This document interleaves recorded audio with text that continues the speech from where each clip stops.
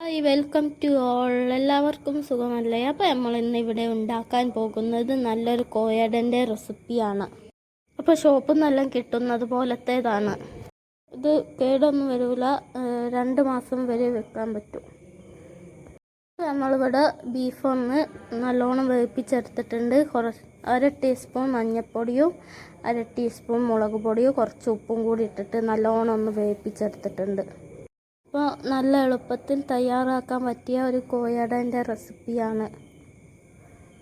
അപ്പോൾ നിങ്ങളും കൂടി ഒന്ന് ട്രൈ ചെയ്ത് നോക്കൂ. നമുക്ക് ഇതൊന്ന് നല്ലോണം ഒന്ന് മിക്സിയിലിട്ട് അടിച്ചെടുക്കാം.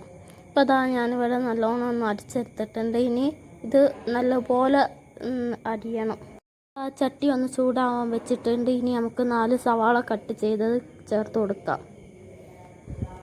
ഇതെല്ലാം കൂടി നല്ലോണം ഇട്ട് കൊടുത്തിട്ടുണ്ട്. ഇനി നമുക്ക് ഇതൊന്ന് നല്ലോണം ഇളക്കിയെടുക്കാം. ഇനി നമുക്ക് കുറച്ച് ഉപ്പും കൂടി ഒന്ന് ചേർത്ത് കൊടുത്തതിന് ശേഷം നമുക്കൊന്ന് ഒന്ന് ഇളക്കി കൊടുക്കാം.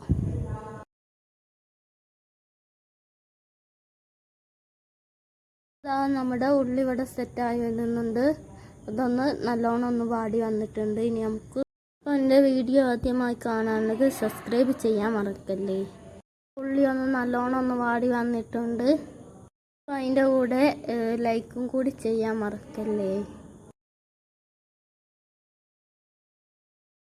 ഇതിലേക്ക് ചേർത്ത് കൊടുക്കേണ്ടത് നേരത്തെ മിക്സ് ചെയ്ത ബീഫും കൂടി ഒന്ന് ഇതിലേക്ക് ചേർത്ത് കൊടുക്കാം. അപ്പോൾ അതാ ബീഫ് ഒന്ന് ഇവിടെ ഇട്ടിട്ടുണ്ട്. ഇനി നമുക്ക് ഇതൊന്ന് ഇളക്കി കൊടുക്കാം. ഇതൊന്ന് ഇളക്കി കൊടുക്കുക. ഇനി നമുക്ക് ഇതിലേക്ക് വേണ്ടത് 1 ടീസ്പൂൺ പെരിഞ്ജീരകം പൊടിച്ചത് ചേർത്ത് കൊടുക്കാം. 1 ടീസ്പൂൺ മഞ്ഞൾപ്പൊടിയും കൂടി ചേർത്ത് കൊടുക്കാം.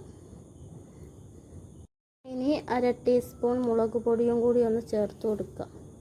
എന്നിട്ട് ഇതൊന്ന് നല്ലോണം ഒന്ന് മിക്സ് ചെയ്യാം. എന്നിട്ട് നല്ലോണം ഒന്ന് ഇളക്കി കൊടുക്കാം. ഇതിപ്പോൾ നല്ലോണം ഒന്ന് ഇളക്കി കൊടുക്കുന്നുണ്ട്. അതൊന്ന് നല്ലോണം ഇളക്കി കൊടുത്തതിന് ശേഷം നമുക്ക് ഇതിലേക്ക് മല്ലിച്ചപ്പ് ചേർത്ത് കൊടുക്കാം. കുറച്ച് മല്ലിച്ചപ്പ് ചേർത്ത് കൊടുക്കാം. കുറച്ച് കരിവേപ്പിലയും കൂടി ഒന്ന് ചേർത്ത് കൊടുത്തതിന് ശേഷം നമുക്കിതൊന്ന് നല്ലോണം ഒന്ന് മിക്സ് ചെയ്യാം. അപ്പോൾ ഇതൊന്ന് നല്ലോണം ഒന്ന് ഇളക്കി കൊടുക്കാം. അപ്പോൾ ഇതൊന്ന് ഇവിടെ സെറ്റായിട്ടുണ്ട്. ഇനി നമുക്ക് ചൂടാറാൻ വേണ്ടിയിട്ട് വെച്ച് കൊടുക്കാം. മസാല നമുക്ക് കുറേ കാലം വരെ വെക്കാം. അതൊന്നും കേടൊന്നും വരില്ല. അതാ ഞാനിവിടെ മൈദ ഒന്ന് നല്ലോണം ഒന്ന് പരത്തിയെടുക്കുന്നുണ്ട്. മൈദ കുഴക്കുന്നതൊന്നും കാണണ്ടല്ലോ, അപ്പോൾ എല്ലാവർക്കും അറിയുന്നതല്ലേ. നമുക്കിതൊന്ന് ചപ്പാത്തി പോലെ നമുക്ക് നല്ലോണം ഒന്ന് പരത്തിയെടുക്കാം. വലുതാക്കി ഒന്ന് പരത്തിയെടുക്കണം.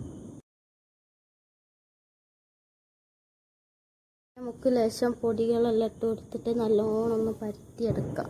അപ്പോൾ അതവിടെ നല്ലോണം ഒന്ന് പരത്തിയെടുത്തിട്ടുണ്ട്. ഇനി നമുക്ക് ഒരു ഗ്ലാസ് വെച്ചിട്ട് മുറിച്ച് കൊടുക്കാം റൗണ്ടായിട്ട്.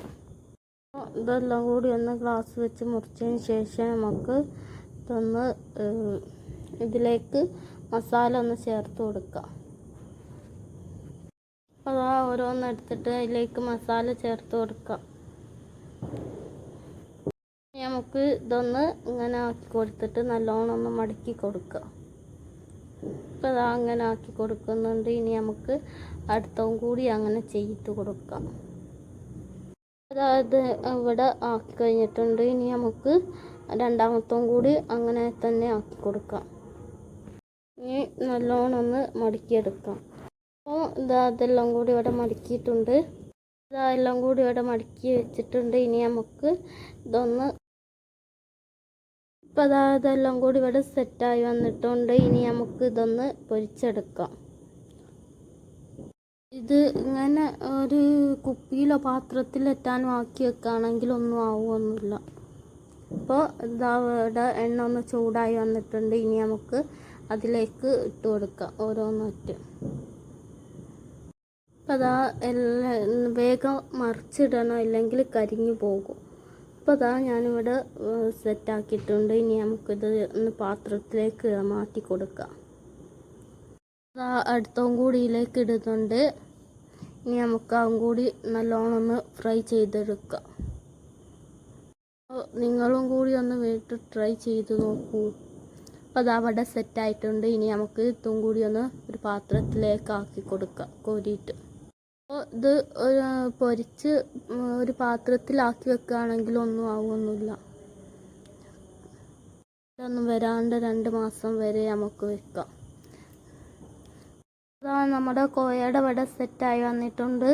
അപ്പോൾ എൻ്റെ വീഡിയോ ആദ്യമായി കാണുകയാണെങ്കിൽ സബ്സ്ക്രൈബ് ചെയ്യാനും ലൈക്ക് ചെയ്യാനും മറക്കല്ലേ. അപ്പോൾ അടുത്ത വീഡിയോയിൽ കാണാം. ഓക്കെ, ഇൻഷാ അല്ലാഹ്. അസ്സലാമു അലൈക്കും. Thank you for watching.